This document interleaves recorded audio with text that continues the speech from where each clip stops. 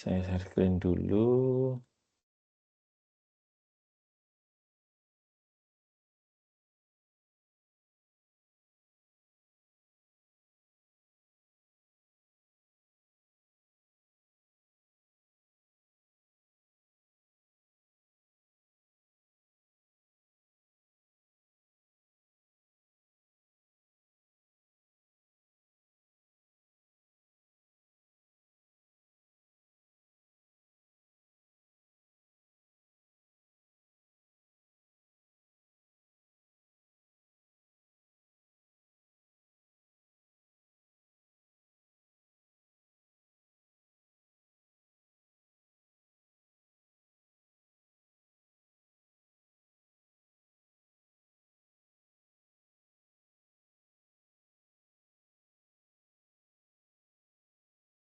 Sebentar.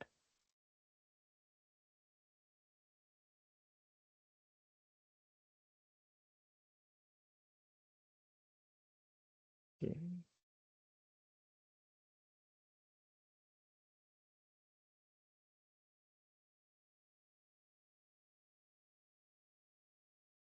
Oke, baik. Baik ya, kita mulai ya. Assalamualaikum warahmatullahi wabarakatuh. Waalaikumsalam Waalaikumsalam warahmatullahi warahmatullahi wabarakatuh. Salam sejahtera bagi kita semua. Alhamdulillah kita ketemu ya di mata kuliah stabilitas transien ya di minggu pertama ini. Jadi sedikit banyak kita akan membahas tentang apa-apa saja yang menjadi konsep stabilitas transien di sistem tenaga listrik ya.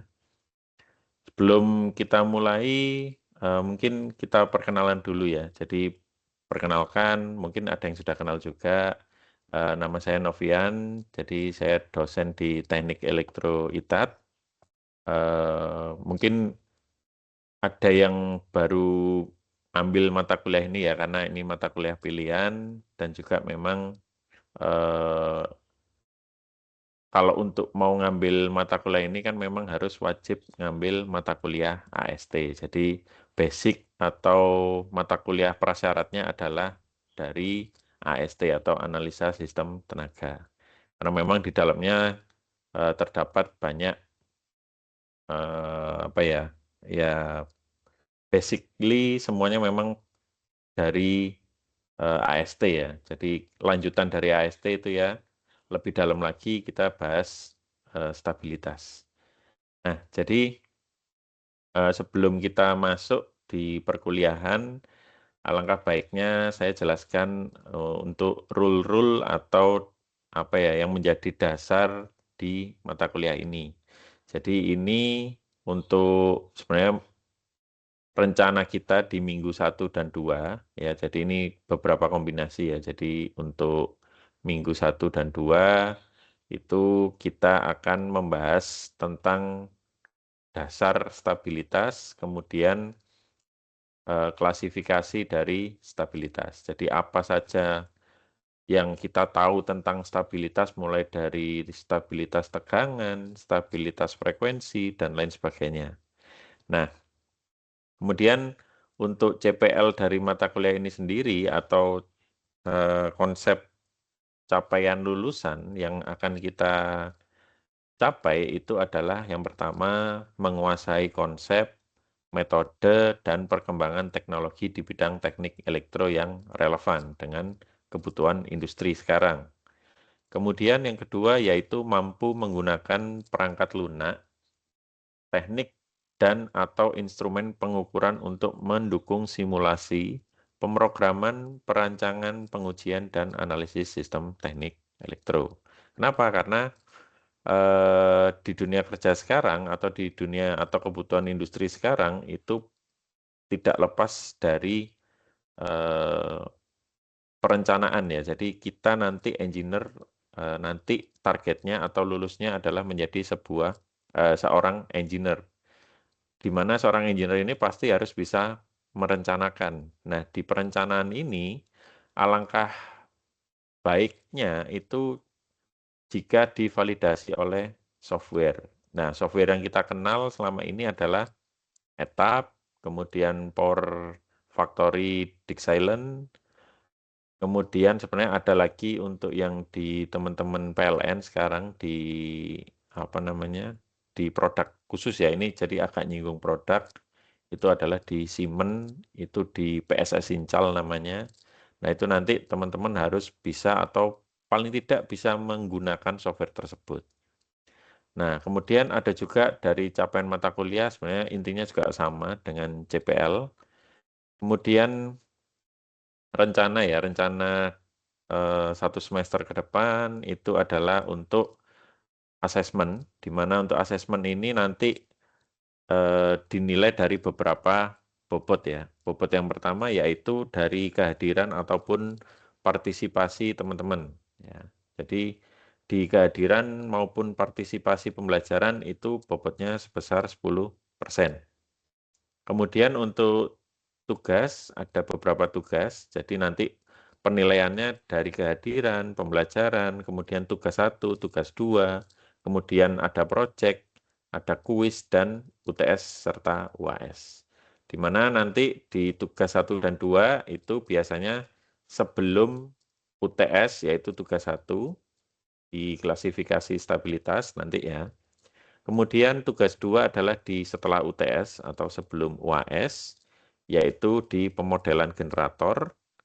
Kemudian proyek itu biasanya nanti untuk nilai tambahan teman-teman, di mana untuk proyek ini adalah tugas, kasarnya tugas besar lah ya. Jadi mensimulasikan stabilitas transien menggunakan software entah nanti pakai Silent atau nanti pakai ETAP. Nah, kemudian nanti di kuis ya, di kuis ada 2 juga, jadi sama seperti tugas 1 dan 2 sebelum UTS dan sebelum UAS. Nah, kemudian untuk UTS sendiri bobotnya 30% dan UAS 30%. Jadi total nanti bobotnya adalah 100%. Ya. Nah, indikatornya nanti teman-teman paling tidak bisa mampu atau tepat dalam menjelaskan konsep dari stabilitas, kemudian membedakan gangguan kecil dan besar. Jadi nanti kita bahas detail ya setelah ini ya. Itu nanti apa saja stabilitas dan jenis gangguannya. Nah, itu target kita untuk 1 semester ke depan. Saya harap teman-teman bisa dengan serius atau benar-benar bisa menyimak jika ada pertanyaan ataupun ada hal yang ingin diketahui itu bisa langsung ditanyakan di kelas ataupun nanti di grup WA itu bisa teman-teman tanyakan. Jangan sungkan, santai aja. Lalu kita hari ini kita akan membahas tentang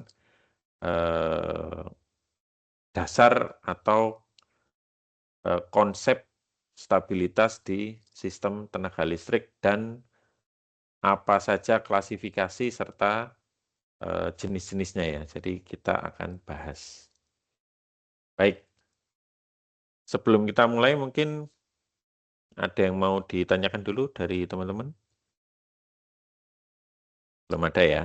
Jadi untuk klasifikasi sendiri, jadi di stabilitas itu kita pasti mempunyai dasar acuan atau standar yang kita pakai. Bisa berasal dari IEEE, bisa berasal dari IEC, bisa berasal dari SPLN. Nah, dari yang paling basic, yang paling bawah, itu adalah di negara kita. Negara kita adalah negara Republik Indonesia. Pasti acuannya adalah SNI. Kemudian yang paling kita gunakan sebagai acuan adalah di PLN ya, karena kan kita memang untuk kasarannya apa ya, yang pegang sistem tenaga listrik keseluruhan adalah PLN. Nah, di PLN itu biasanya nanti yang dipakai adalah SPLN atau standar PLN. Nah, SPLN itu sebenarnya secara histori itu diambilnya juga dari IEEE, standar yang memang dipakai untuk internasional. Nah, Untuk klasifikasi dari sistem tenaga listrik atau stabilitas sistem tenaga listrik yang dipakai itu adalah IEEE 1982. Loh Pak, kok jadul sekali, kok lama sekali. Nah, kenapa? Karena memang aturan itu akan selalu diupdate. Tapi basically atau aturan bakunya itu berasal dari yang paling awal atau dari IEEE 1982. Di IEEE 1982 itu menyebutkan bahwa Proposed Term and Definition for Power System Stability. A task force report of the System Dynamic Performance Subcommittee IEEE Transaction on Power Apparatus and System Volume PAS 101 Juli 1982 sampai 1898. Nah, di sini menyebutkan bahwa di IEEE 1982 ini itu bisa dikategorikan menjadi 3 bagian, yaitu di sisi steady state, ya, kemudian di sisi dynamic stability, kemudian ada di transient stability. Jadi secara umum yang namanya stabilitas itu ada tiga jenis. Yang pertama adalah stabilitas steady state. Ya, kalau teman-teman tahu gini ya. Jadi kalau kita gambarkan, kalau digambarkan itu sistem itu biasanya contoh ya, contoh misalkan ini apa namanya arus starting ya gitu ya. Nah, ini sebenarnya stabilnya di sini.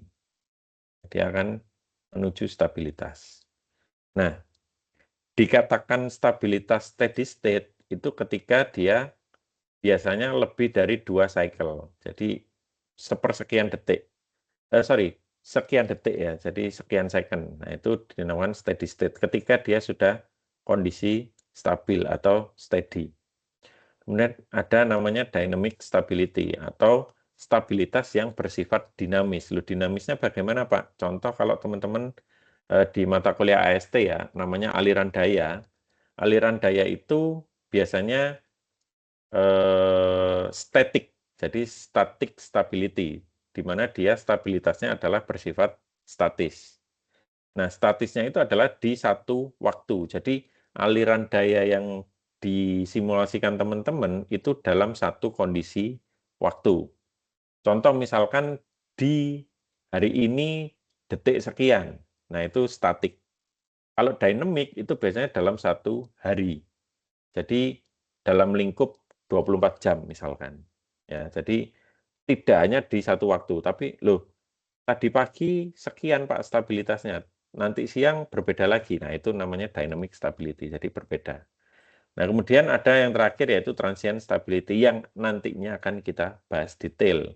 Apa itu transient stability? Transient stability itu biasanya kalau kita golongkan secara ini ya, dari waktu ya, itu adalah sepersekian detik atau biasanya berkisar antara 1 sampai 2 cycle pertama. Ya, jadi 1 sampai 2 cycle pertama itu sekitar 0 sampai 0,2 second atau 0,2 milisecond gitu ya. Oke, kemudian lanjut itu ya dari standar ya. Nah, secara cluster kalau kita buat bagan atau kita buat apa ya? Kita buat skema ya, dari kita buat diagram alir. Jadi power system stability atau stabilitas sistem tenaga itu berada di puncaknya ya.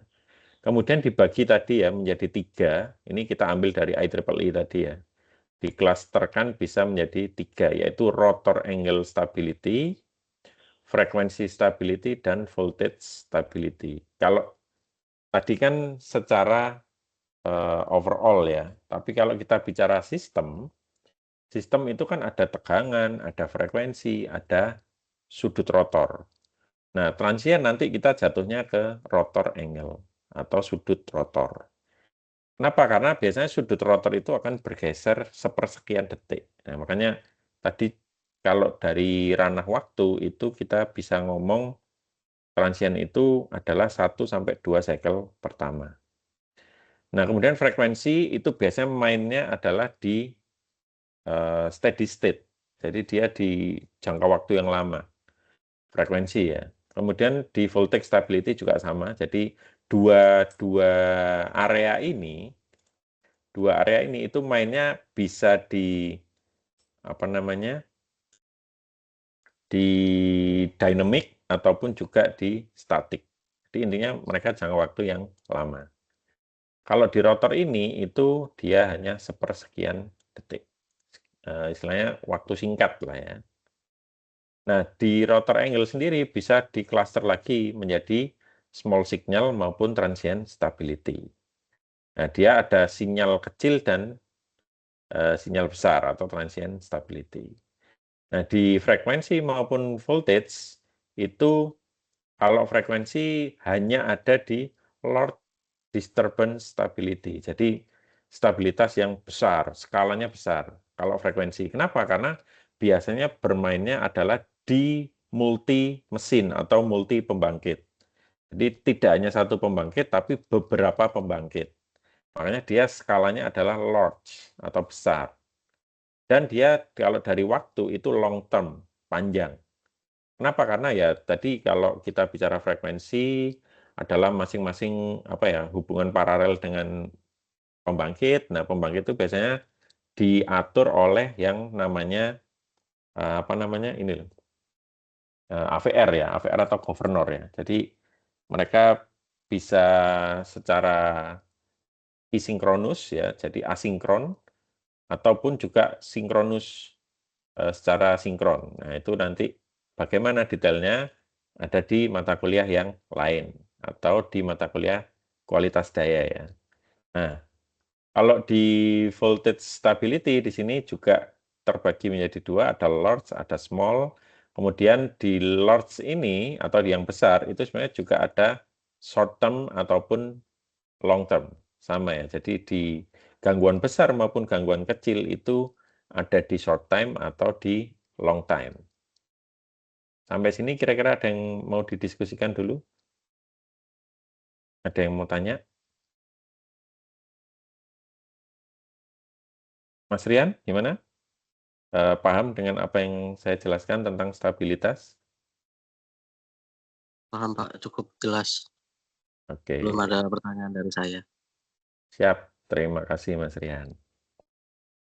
Ya, lanjut. Kita ke definisi ya. Jadi definisi dari stabilitas sendiri di sini itu sebenarnya terbagi dari berbagai macam ini ya struktur ya. Jadi sebelum kita bahas detail tentang stabilitas, jadi yang namanya sistem tenaga listrik itu adalah sebuah jaringan dari satu atau lebih unit pembangkit listrik ataupun beban ataupun transmisi ya. Jadi ya kalau secara mudahnya kalau di mata kuliah yang lain atau di mata kuliah distribusi ya yang kemarin saya ajarkan itu di sini adalah pembangkit, kemudian terhubung ke sistem transmisi ya. Ini pembangkit ya, saya lambangkan P, kemudian ini transmisi, saya lambangkan T, kemudian ada trafo distribusi ya, di step down lagi, lalulah ke beban. Nah, ini baru ranahnya D atau distribusi. Jadi secara umum yang namanya sistem tenaga listrik itu ada namanya pembangkitan, transmisi, dan distribusi. Nah, kemudian ada lagi kuantitas pengoperasian sistem tenaga. Di mana untuk kuantitas pengoperasian sistem tenaga di sini adalah kuantitas fisik yang dapat diukur atau dihitung, yang dapat digunakan untuk menggambarkan kondisi operasi dari sistem tenaga. Jadi, untuk kuantitas pengoperasian itu mencakup nilai RMS atau fasor yang sesuai dari kuantitas yang bergantian atau secara mudahnya yaitu berosilasi. Nah, kondisi operasi ya kalau kita bicara steady state ya, itu adalah suatu kondisi operasi sistem tenaga di mana semua kuantitas operasi yang mencirikannya dapat dianggap konstan untuk keperluan analisis. Jadi kalau kita bicara aliran daya ya di mata kuliah yang lain atau AST yang kemarin malam, kalau ada yang ngambil juga ya, sorry semester lalu ya, jadi semester lalu kalau teman-teman yang ngambil, nah itu adalah kondisi operasi di mana biasanya digunakan untuk keperluan analisis. Di analisis seperti apa Pak? Contohnya adalah ketika kita men-setting yang namanya apa namanya proteksi ya, jadi relay, kemudian settingan kabel, apakah kabel ini sudah sesuai. Nah itu dari steady state-nya, kondisi steady. Itu biasanya digunakan untuk acuannya. Nah, kemudian ada lagi istilah operasi sinkron. Jadi sempat saya singgung tadi ya juga di awal bahwa sinkron atau asinkron, ya, di mana untuk operasi sinkron dari mesin listrik itu adalah mesin listrik dalam operasi sinkron dengan jaringan atau mesin listrik lain yang terhubung, jadi paralel biasanya ya. Kemudian operasi sinkron tenaga listrik. Nah, kalau dari pembangkitnya itu seperti itu. Jadi kondisinya fasornya sama, kemudian sudutnya sama, frekuensinya sama, semuanya sama. Sehingga dua mesin itu akan bisa beroperasi secara sinkron. Nah, kalau sinkronisasi di tenaga listrik itu apa, Pak? Nah, untuk sinkronisasi di tenaga listrik itu adalah semua mesin sinkron yang terhubung dalam operasi sinkron dengan jaringan AC dan satu sama lain. Jadi berbagai kondisi ya. Jadi bisa jadi di beda level tegangan. Jadi kalau ada PLTS, kemudian ada grid, ada pembangkit. Nah, pembangkit dan PLTS-nya itu beroperasi secara sinkron. Sebenarnya kan beda level tegangan nih. Kalau PLTS kan di levelnya 20 kV. Kalau yang distribusi, yang pembangkit besar-besar, itu biasanya mainnya di level 150 atau 500 kV. Sehingga ya kalau kita bicara operasi sinkron sistem tenaga listrik, maka berbagai multi level tegangan itu dapat beroperasi secara bersamaan. Seperti itu mudahnya.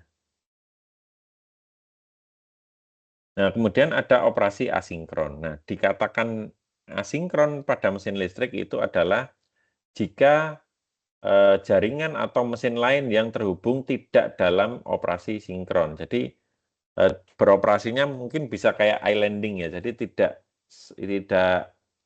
apa ya, tidak beroperasi secara bersamaan. Jadi dia mensuplai bebannya sendiri secara regional, yang lain di pembangkit yang lain itu beroperasi sendiri juga secara regional. Nah, kemudian ada istilah non-sinkron.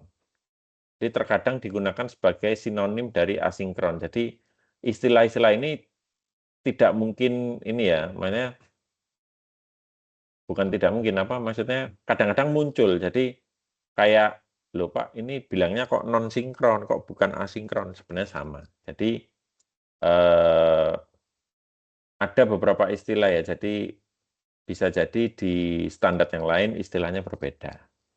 Nah, kemudian ada istilah lain yaitu adalah hunting of machine, di mana hunting of machine ini mesin listrik sedang kondisi hunting jika ada jumlah operasinya yang mengalami osilasi berkelanjutan.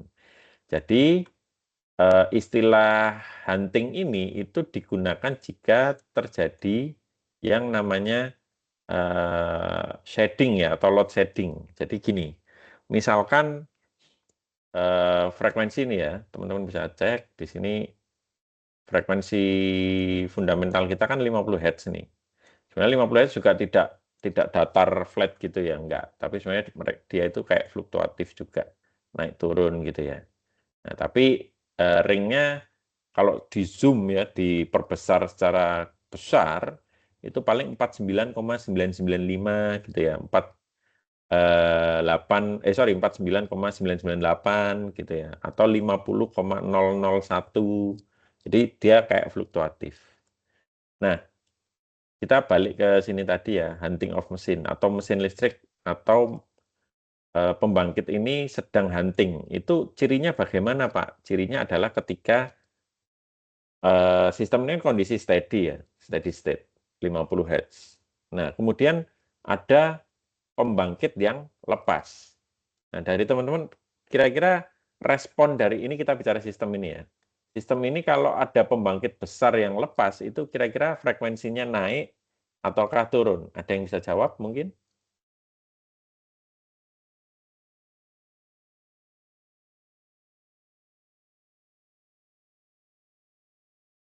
Naik atau turun? Mungkin bisa dibantu. Frekuensinya naik, bukan Pak? Oke, betul ya. Jadi betul Mas Rian ya. Ketika sebuah mesin atau pembangkit ini tadi lepas tiba-tiba, pembangkit besar tadi ya, nah maka sistem yang steady state di 50 Hz ini akan mengalami kenaikan secara signifikan. Kenapa? Karena tiba-tiba hilang ya. Sorry, kebalik Mas Rian, sorry. Ibarat kita naik sepeda ya, analoginya itu kayak kita naik sepeda. Jadi ketika pembangkit besar itu lepas, jadi beban itu kayak seolah-olah terbebani ya, sistem itu langsung beban besar masuk gitu ya. Jadi sistemnya akan turun dulu. Jadi di sini sistem yang tadi steady state itu akan turun. Ya. Tapi lama-kelamaan dia akan naik. Kenapa? Karena ya kan kita operasi besar ya, jadi pembangkit-pembangkit lain juga akan membantu membackup. Tapi tidak berarti juga dia akan langsung kembali ke 50. Tapi dia biasanya osilasi dulu, hunting dulu. Ya, jadi kurvanya seperti ini. Nah, dia akan menemukan titik stabilitas yang baru. Kalau dia sudah stabil. Loh Pak, kok nggak kembali ke 50 Hz? Ya enggak apa-apa. Jadi yang dikatakan stabil itu adalah ketika, kalau secara umum ya, itu ketika daya supply itu sama dengan daya demand. Biasanya di beberapa buku menyebutkan ya supply ya sama dengan demand. Ya. Atau supply itu sama dengan kebutuhan. Maka sistem tersebut akan stabil. Nah, dengan pelepasannya generator tadi, dia akan ya katakanlah kurang kan ya, supply kurang dari demand.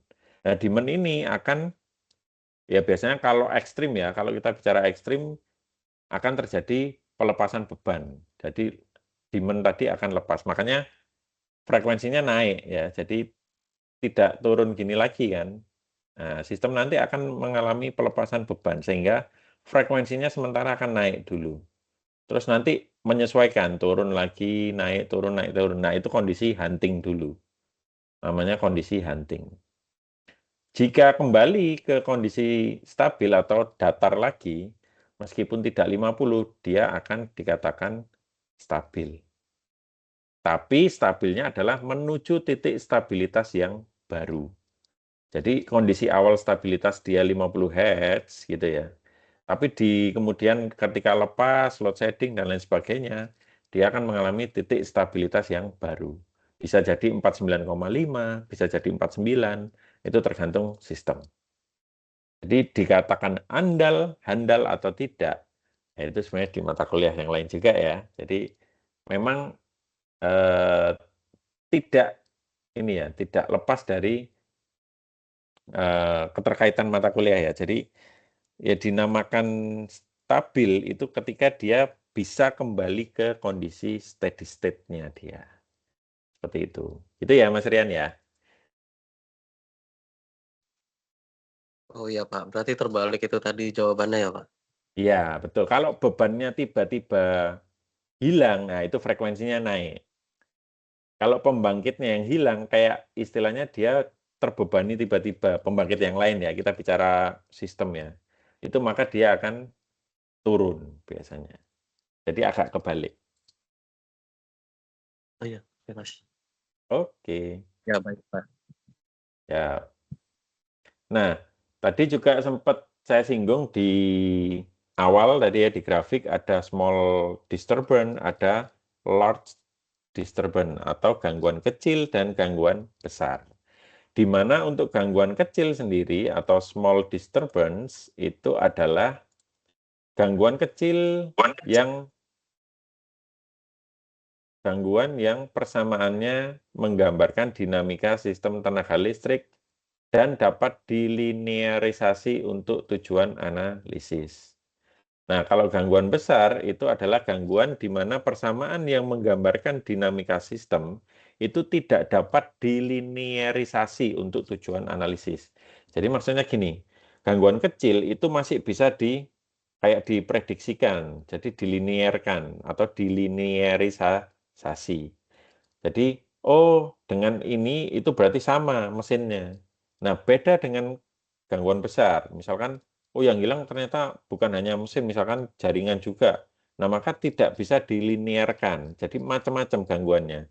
Maka tidak bisa untuk dilakukan linearisasi tujuan analisis. Itu nggak bisa.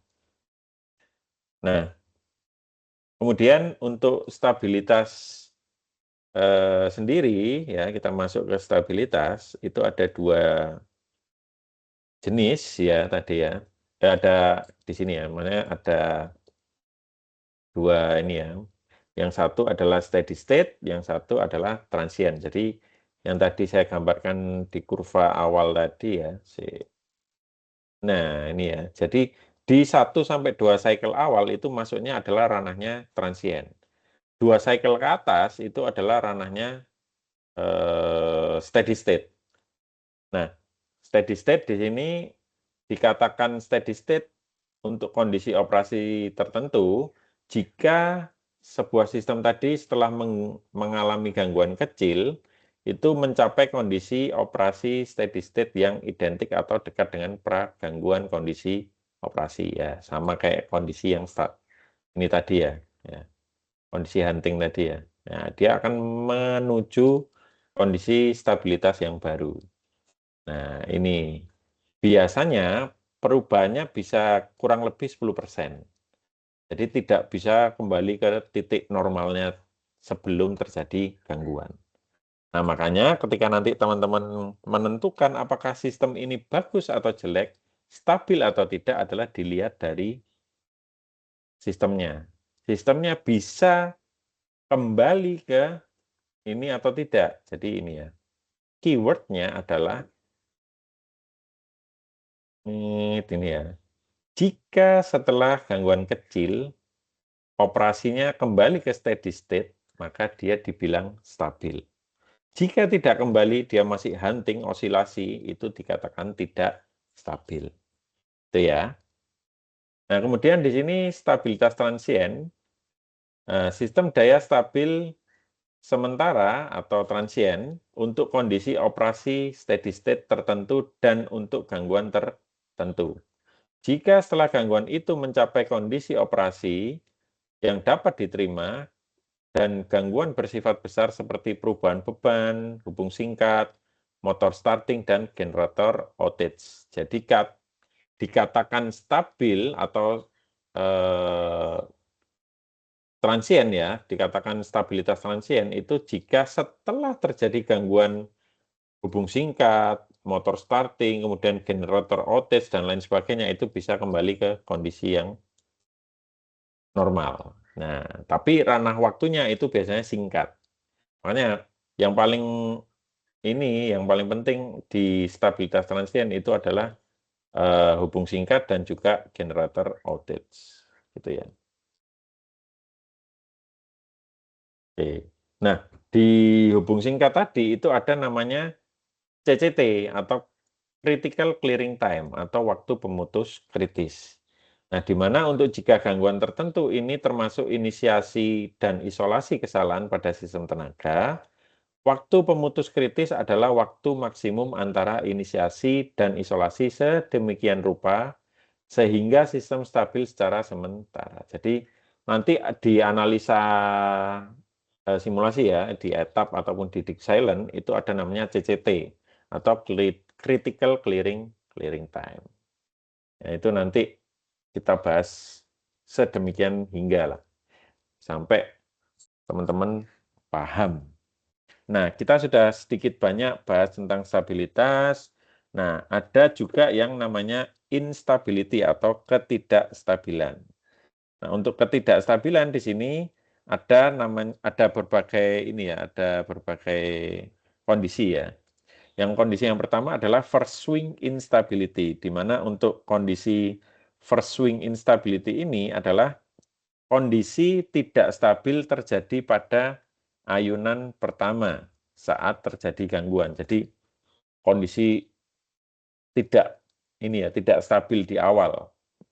Nah, sebagian besar itu kondisi dalam sistem tenaga.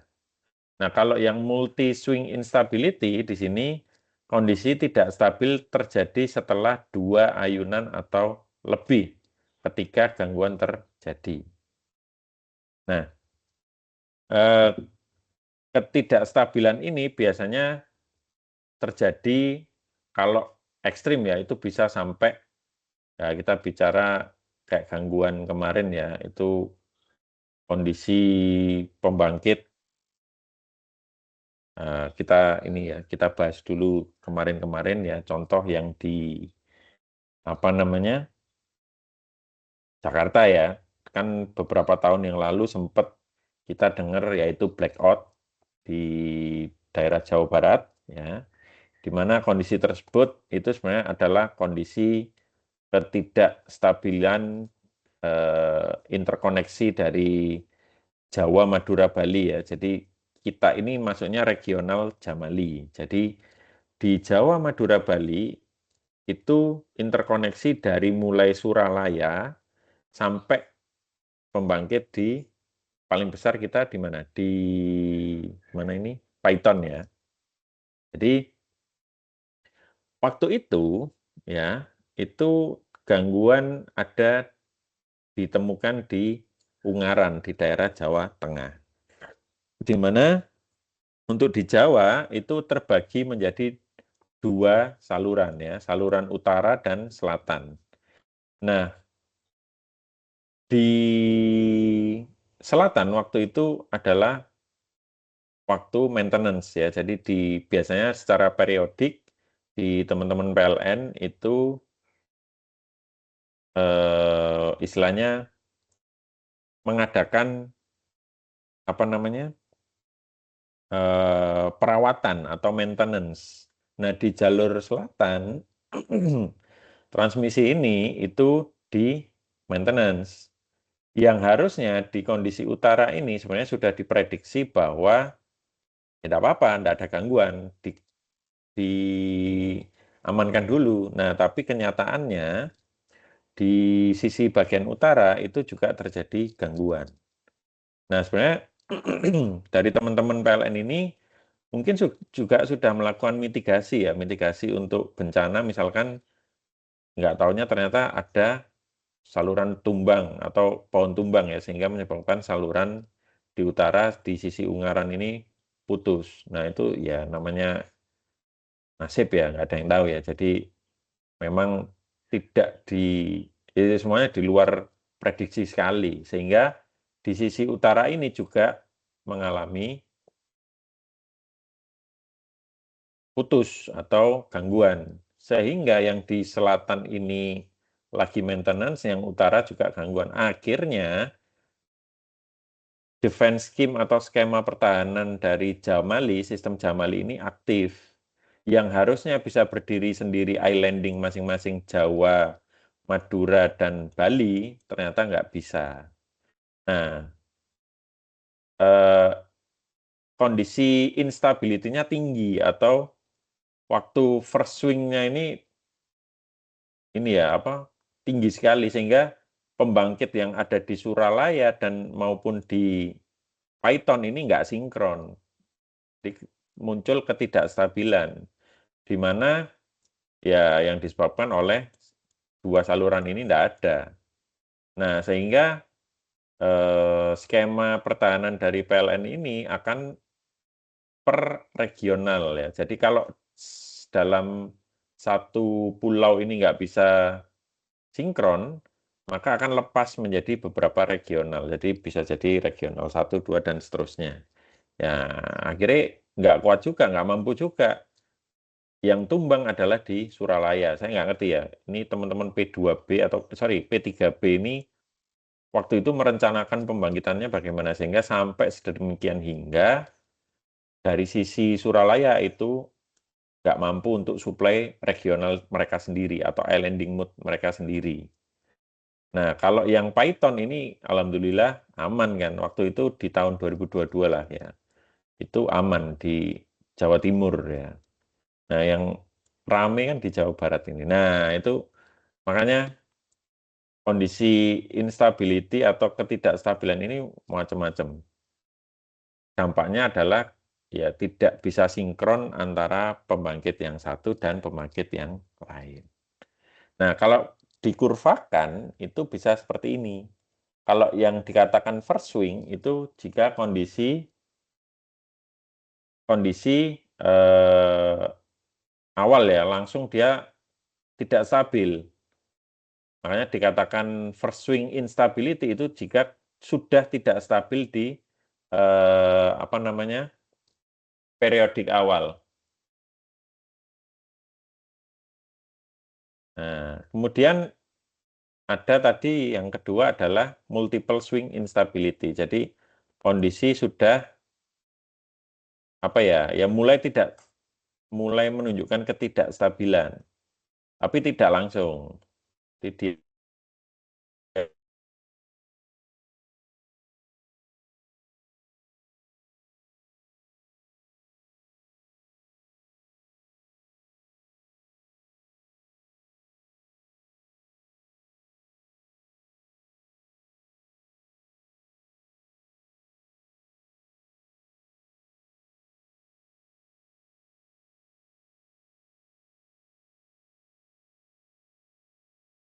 Oke, cek. Wah, koneksi saya.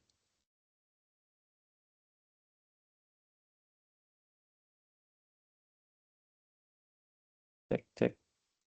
Masih terhubung ya? Sih, Pak. Oke, mohon maaf ya, karena koneksinya lagi jelek. Oke, kita lanjut lagi.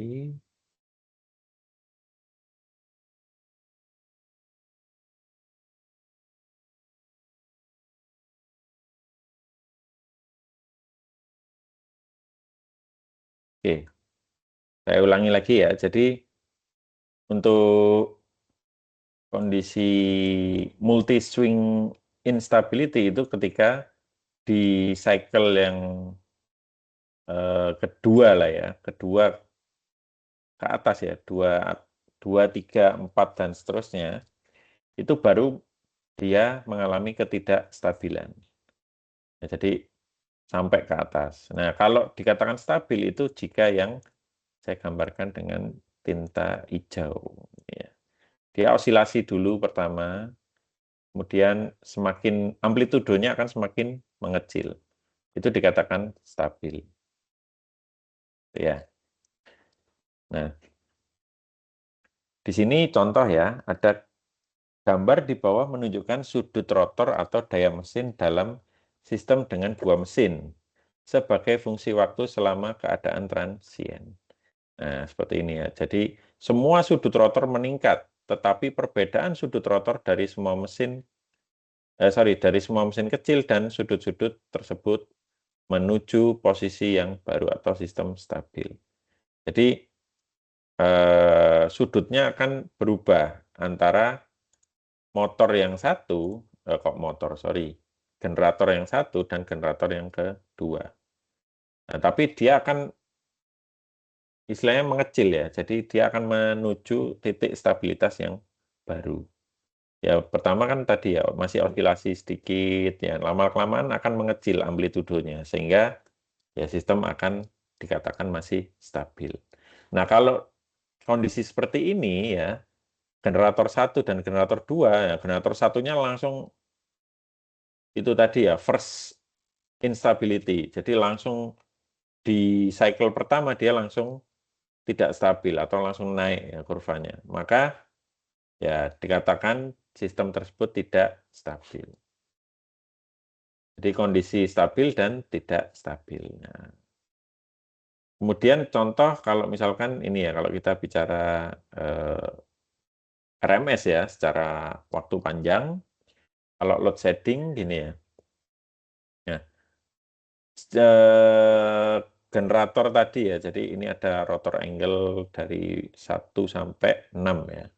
Nah, di sini kalau dia kondisinya lurus, ya gini ya, ini dikatakan stabil. Jadi dia generator ini outage ya. Terus terjadi pelepasan beban. Jadi generatornya lepas sebesar 45, sedangkan bebannya dilepas 49. Otomatis kan oke lah ya. Beda hasil jika generator yang lepas adalah 45 mega, sedangkan beban yang lepas itu cuma 30 mega. Maka kemungkinan besar sistem tersebut tidak akan menuju ke titik stabil. Ya, jadi ini generatornya lepas dulu, masih hunting kan, kemudian terjadi load shedding. Dilepas bebannya biar sistemnya stabil. Nah, maka dia akan menuju titik stabilitas. Jadi gitu ya, kalau secara apa namanya RMS. Nah, kemudian kita tadi sempat nyinggung yang namanya CCT ya, atau Critical Clearing Time. Nah, untuk CB ya, jadi CCT itu lebih ke hubung singkat atau short circuit. Nah, dikatakan stabil itu jika kurva CCT-nya itu tidak mengalami osilasi. Dia akan, sekali lagi, dia akan menuju steady state gini ya. Nah, dikatakan sistem tersebut tidak stabil itu jika ya masih fluktuasi atau osilasi gitu ya. Nah, ini dua kurva yang menggambarkan sistem tersebut stabil atau tidak stabil. Ini case-nya kebetulan di sistem Kalimantan, ya, di saluran Palangkaraya dan Cempaka yang putus. Ya, jadi, bentar, kaca saya kotor. Oke. Nah, dikatakan stabil dan tidak stabil. Di detik 0,62, ketika CB-nya ngetrip, kemudian sistem tadi masih hunting ya, itu ya seperti ini contohnya. Nah, beda cerita jika CB-nya ngetrip, terus ada recloser mungkin ya. Masuk, jeleng, masuk lagi sistemnya stabil. Nah, di pertemuan minggu depan, ya saya harapkan teman-teman bisa belajar dulu ya. Jadi nanti kita ada kondisi yaitu pembelajaran teman-teman mandiri, di mana ya nanti teman-teman bisa belajar yang akan kita bahas minggu depan. Jadi minggu depan apa yang akan kita bahas adalah lebih detail ke voltage stability. Jadi untuk minggu depan, minggu 3 sampai 4 kita bahas tentang stabilitas tegangan. Minggu selanjutnya, 2 minggu ke depannya lagi adalah di stabilitas frekuensi sampai kita bahas baru kita di rotor angle stability. Kemungkinan jika lancar, nanti setelah UTS baru kita bahas rotor angle atau sudut rotor. Dan kita nanti akan banyak membahas tentang simulasi ya. Jadi kita gambarkan plot tadi ya, di plot apakah grafiknya stabil atau tidak, kita bahas nanti ya.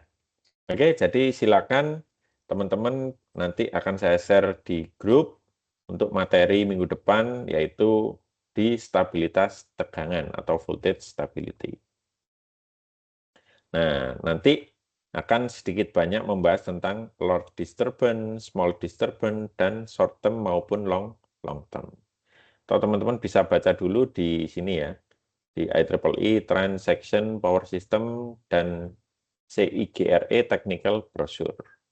Ini ya, silakan nanti, atau nanti bisa saya kasih, bisa teman-teman baca lagi. Dan untuk minggu depan bisa teman-teman kerjakan tugas. Jadi selain mempersiapkan materi minggu depan untuk kita bahas stabilitas tegangan, teman-teman perlu untuk membuat tugas yang pertama, teman-teman bisa memilih sistem dengan 5 sampai 15 bus ya, cukup sederhana, nggak terlalu besar. Bisa teman-teman cari dari IEEE test bus dan lain sebagainya, itu bisa nanti saya kasih link. Kemudian bisa di load flow ya. Itu paling tidak teman-teman bisa mencatat tegangan dari masing-masing bus, dari masing-masing beban ya.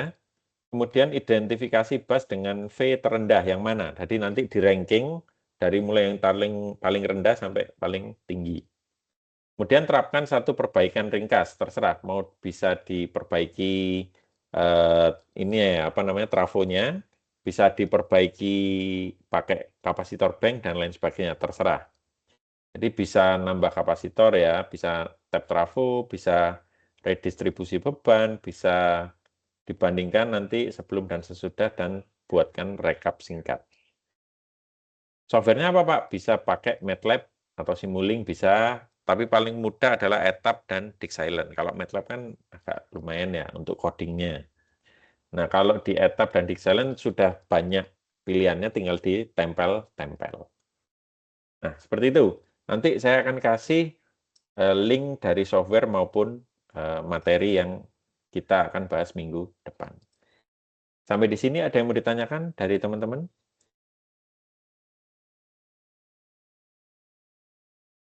Sudah cukup ya? Mas Rian, Mas Irfan, Mas Wahyu?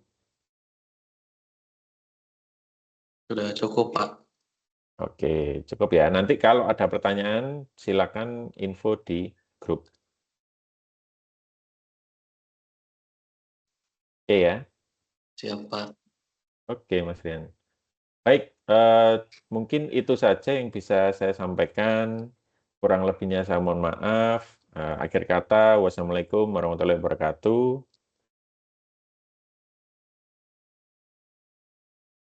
Waalaikumsalam warahmatullahi wabarakatuh, Pak.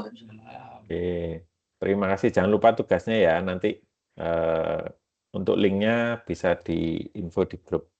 Oke, terima kasih. Mohon izin saya tutup dulu untuk roomnya dan juga PPT-nya. Terima kasih.